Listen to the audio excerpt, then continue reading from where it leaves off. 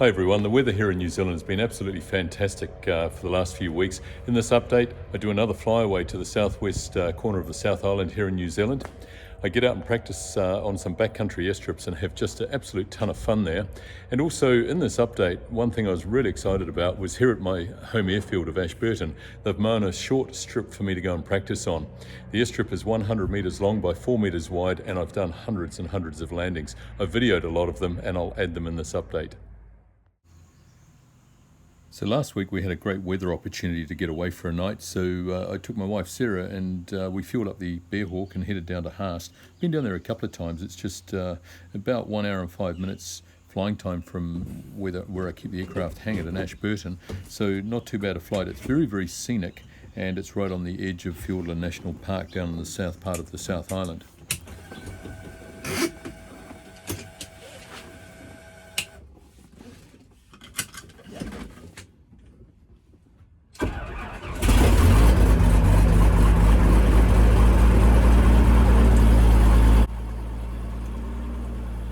So on the way down there, we dropped into one or two backcountry airstrips, and the whole point of going down there was to check out a couple more as well, which we did.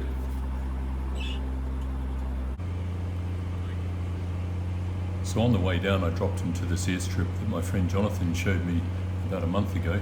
It's slightly more challenging than some of the other ones. The length on the strip's probably 250 metres. It does have a slight uphill slope, so that's not really a problem, but it is a one-way strip because it's in a blind valley. So if you were to try and do a missed approach from low level or from off the airstrip, you wouldn't be able to get out of the valley.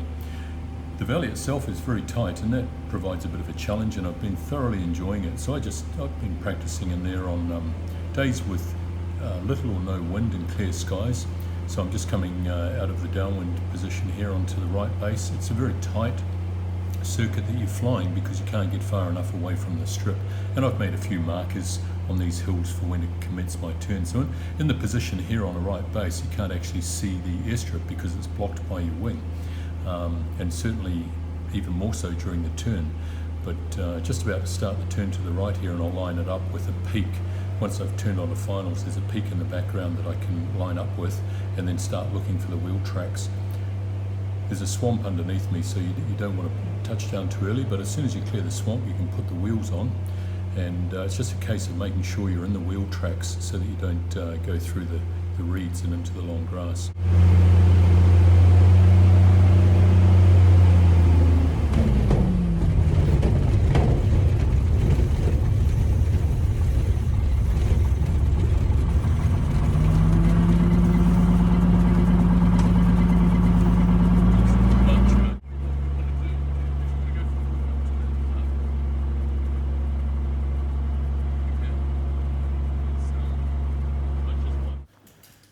And of course we shut the engine down and climbed out to enjoy the sun for 5 or 10 minutes, and had to take a few photos around the valley. It's just so tranquil and beautiful.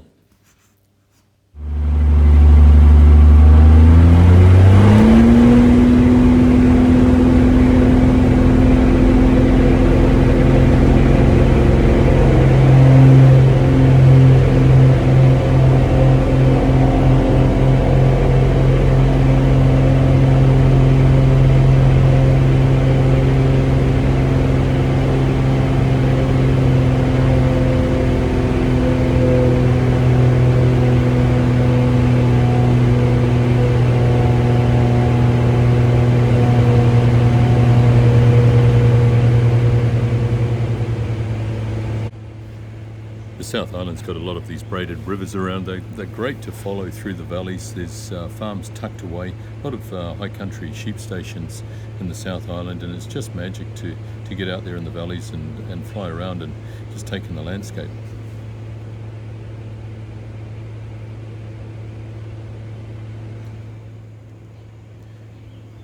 So one of the reasons that we decided to do this trip was to go and check out a couple of airstrips along the west coast of the South Island. Now, as it turned out, I didn't land them this time, and I'm going to go back and land and probably camp on one and stay in a hut on the other one. But it did give us a really good opportunity to go and take a look at them with the clear weather. So we found these airstrips quite easily, actually. they're marked on the Department of Conservation charts. I wasn't sure about the permission, so I checked that out with some of the local operators, and we do have permission to land in them, so perfect opportunity to head back and stay at them. Here's one of them here. This is Cascade Point Airstrip. It's relatively short. There are some huts on one side and apparently some cattle around the area. We didn't go too low over it, but I just flew along, and I think it's a very good airstrip. It's in great condition, and I'll use the opportunity next time to go and land there. Following the coastline down was just spectacular. It's winter down here, or heading into winter, so the sun's fairly low, but just some great stretch of coastline along here. So one of the things with flying in this remote part of New Zealand, and a lot of New Zealanders like this, of course, is what would happen if we landed out, or worst case, had to do an emergency landing, for instance, and how do we communicate? So with that in mind, I've decided in the near future I'll purchase a Garmin inReach, which gives satellite messaging capability, and I figured that's probably the best way to manage that risk.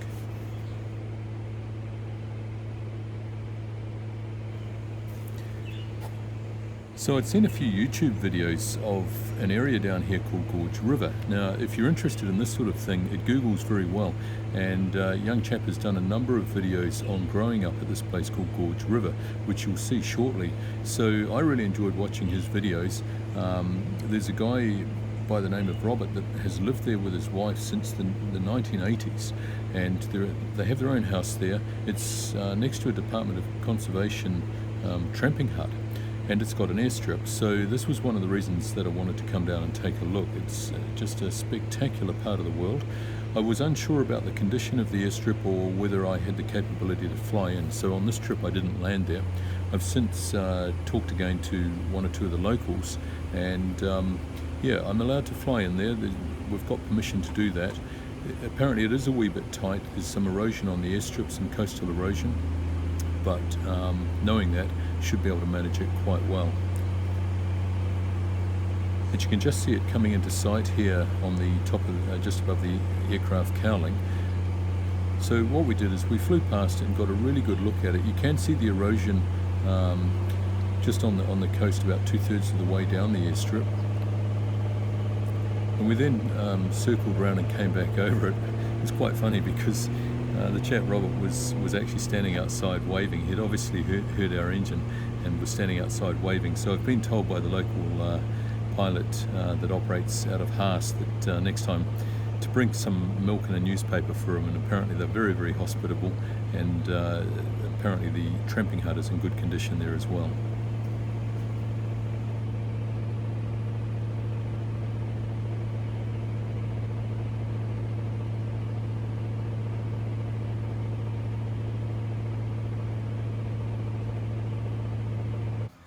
So Sarah and I stopped in at Neil's Beach. It's a lovely little settlement with about a 400-metre long airstrip, great beach in Jackson's Bay, and then we headed to Haast, tied the aircraft down for the night, and walked across the road with our bags for a cold beer, a meal in the pub, and caught up with a few of the locals, and it was just a great evening all around. The next morning we packed the Bearhawk up. We still had enough fuel left to get back home and headed across the Southern Alps on another spectacular day. So overall, a really good trip, and I'm looking forward very much to the next one down there. So the other really neat thing that happened in the last 4 or 5 weeks was that down at Ashburton Airfield, one of the gentlemen there got his tractor mower out and mowed me a 100-metre long airstrip in the Lucerne, just beside one of the main runways. So it's 100 metres long, 4 metres wide, and effectively what it does is it simulates a backcountry airstrip in a fairly safe environment. Now, the point of me practicing on this airstrip is not to try and land in 100 metres, because all of the airstrips in the backcountry that I'll be going into are typically 250 to 300 metres long. And if you're in North America, just multiply those numbers by roughly 3 and you've got feet. So 300 metre airstrips, probably 900 or 1,000 feet. This airstrip that they've mown for me is about probably 300 feet long. So the point is not to try and land in 100 metres, it's to know where my touchdown point is, whether I'm consistently hitting the touchdown point, and whether I'm and how long I am landing in. So What I've learned is that with just myself on board with the aircraft at around 1,850 pounds, so fairly light on fuel, 1 POB, I can take off and land fairly consistently in 100 metres. As soon as I add another person, a bit more fuel, it's probably about 120 metres. So this is getting airborne off the strip. I'm just checking the nose forward there to get some an improvement in visibility. And as soon as I'm off the ground, just reducing the flap down to 0, climbing away. Most of what I'm doing when I'm flying on this airstrip is low-level circuits at 500 feet. So I climb up to 500 feet, generally keeping the low-level circuit within the bounds of the airport apart from the base leg. And, you know, that stops me from annoying the neighbours too much, of course. I want to keep on side with them. And it's giving me a really good chance to practice all my standard operating procedures and of course, the landings, which is the big ticket item.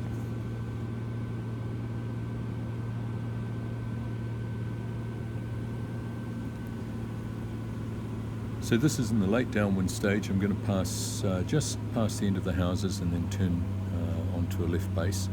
And at that stage, once I've slowed down a wee bit and the nose is up, just touching on the horizon, taking the first 2 stages of flap, going into the left base turn.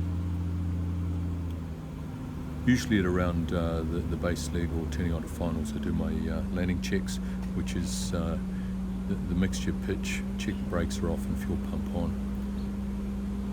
Turning onto finals here, now that road that's just running along the engine cowling there is in a straight line with the main runway that you can see coming into sight, and just to the left of that is the short dirt strip. There is a diagonal runway running away to the left, and so the dirt strip starts just in the apex of those two. Now there is a landing light, rather unfortunately, about 10 metres short of the strip and just off to the left. You can probably see it right there, so I'm having to keep a real close eye on that, make sure I don't hit it. Just going into the flare there, a little bit of power is required and touching down. That one I probably touched a little bit too early, I think, but apart from that, worked out okay. And here's a couple more approaches just to see what I'm doing. I've done many of these over and over again, different flap settings, different crosswinds, different headwind components. I've done a couple with a light tailwind drift where I've been able to see how far I'm running off the end of the 100 metres, because the whole point of the 100 metre strip is to be able to judge how long the landing roll is. And it doesn't matter if I run off the end. In fact, it would probably be better if it was 150 or 200 metres, just with a marker at the halfway mark. It's been great playing around with different weights and the effect of weight on the landing run too. What I have discovered is that the Bearhawk very typically gets airborne in about the same distance as the landing roll.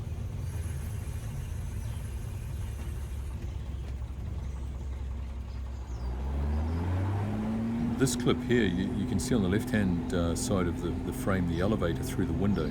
And I actually took it to see what I was doing with the elevator, see if it made sense, and it gives quite a different perspective on the takeoff. All of the takeoffs are around 80 or 90 metres at 1,850 pounds. So this next sequence of clips, once again, is approach and landings onto a different runway, and this is one where the wind wasn't suitable for the short strip that they've mown for me, so I was on a different runway. This is on a southerly vector, and it has a displaced threshold because of the hedge at the start of the runway. So I'm using the displaced threshold mark as an aim point, trying to touch down about one aircraft length past that, sometimes successfully, sometimes not. And the other thing that I'm doing is I'm trying to make all of my landings on the main wheels. Quite often the tail wheel is touching down first. It's not a huge issue if they all touch simultaneously, but I'm trying to avoid the tail wheel touching first, and probably on about 50% of the landings I'm getting it onto the mains and keeping it on the mains until it's too slow to hold on the mains.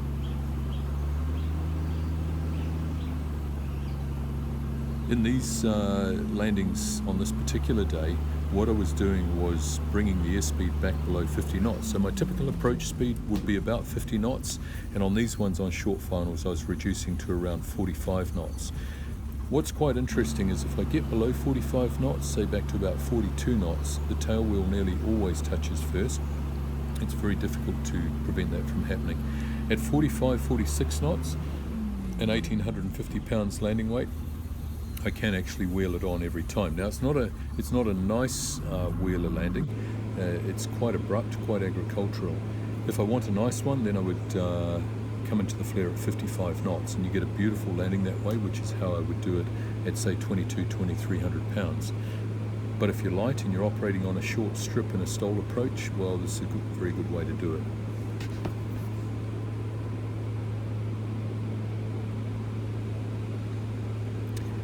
So apart from practicing takeoffs and landings, I've been doing some upper air work. Here I'm just doing medium turns actually. It was just such a beautiful day. I just went out and did some medium turns at 1,000 or 2,000 feet. Been playing around with different cruise speeds and coordinating the turns. Now the Bearhawk does exhibit quite a lot of adverse yaw, so you do have to use your feet. It's a little bit more like a sailplane or a glider. In this shot you can actually see the right rudder pedals.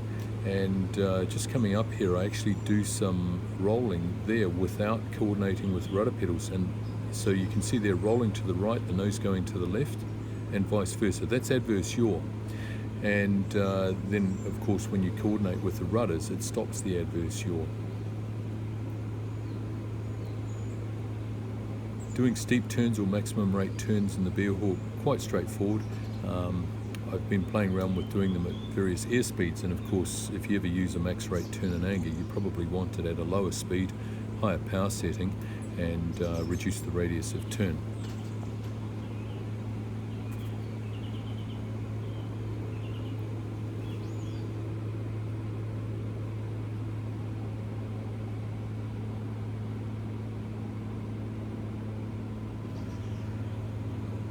Early on in my flying when the Bearhawk was brand new, the coordinated turns were quite a challenge, and I found it was a whole lot easier just to look out the window at the horizon rather than trying to look at the ball and keep the ball centered. It was just much easier to pick a point outside as a reference point and use that, and that's when it all started coming together.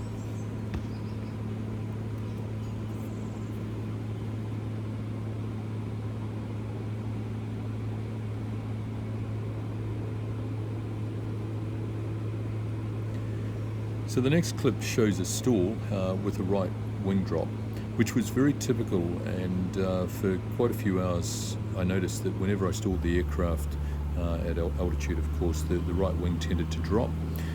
Flying hands off with wings level initially, it would drift into a very light right-hand turn, and so we became aware that it probably needed just some fine-tuning on the rigging, which we did.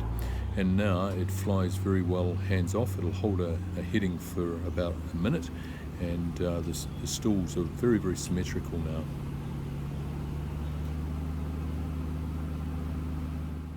So it's just been a great month Bearhawk-wise. I've had a lot of fun. I've learnt an awful lot, and one of the things I have done is ordered some 29-inch Alaskan bush wheels. They'll be maybe 6 or 8 weeks away, I think, so they'll arrive in due course, and I'll cover that. And just to finish off, I'll leave you with some extra footage here. It's just more landings, just trying to hit the aim point and judge the landing roll, and just practice. Thanks very much for watching, and stay tuned for another update in about a month's time.